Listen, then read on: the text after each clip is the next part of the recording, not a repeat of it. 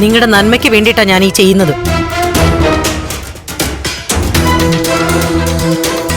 നിങ്ങളുടെ സമ്മതം കിട്ടാതെ അവൻ അനുസരിക്കില്ല എന്ന് എനിക്കറിയാം.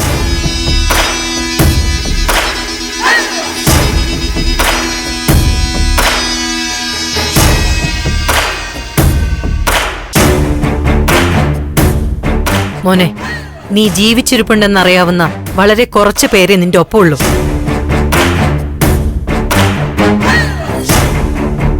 ഇസബെല്ലയ്ക്കും കെവിനും ഈ കാര്യത്തിൽ ഒരു എതിർപ്പുണ്ടാവില്ല.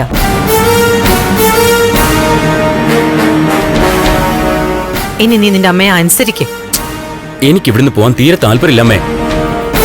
ഋഷി, നീ പ്രാക്ടിക്കലായിട്ട് ചിന്തിക്കേ.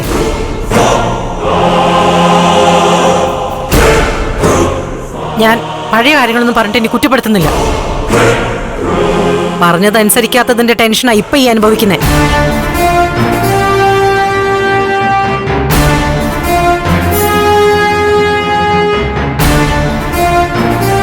നിങ്ങൾ പ്ലാൻ ചെയ്തതൊന്നും ഇതുവരെ കൃത്യമായിട്ട് നടന്നിട്ടില്ല.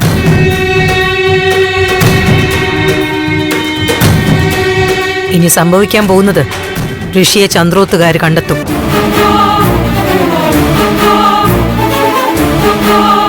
പിടിച്ച് പോലീസിലേൽപ്പിക്കും. അതോടെ എല്ലാം തീരും.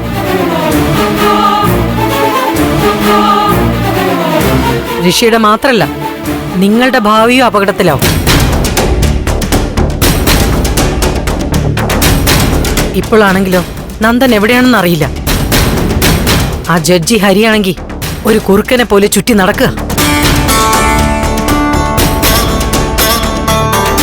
എനിക്ക് തോന്നുന്നത് ചിലപ്പോ നമ്മളെയൊക്കെ നിരീക്ഷിച്ച് എവിടേക്കോ ഏതൊക്കെയോ കണ്ണുകൾ ഉണ്ടെന്ന് തന്നെയാ.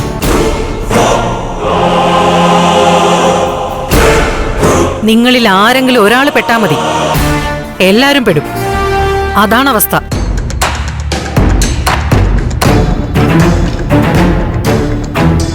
ഋഷിയാണ് ഏറ്റവും കൂടുതൽ ശ്രദ്ധിക്കേണ്ടത്.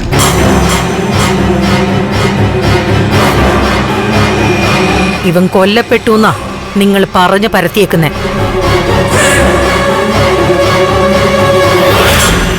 അതുകൊണ്ട് ഋഷി പുറത്ത് പോയേ പറ്റൂ.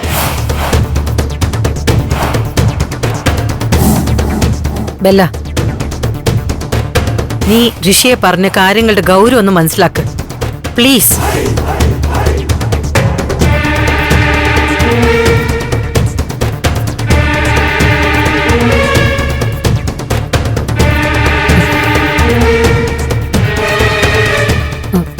ഋഷി, മാഡം പറയുന്നതിലും കാര്യമുണ്ട്.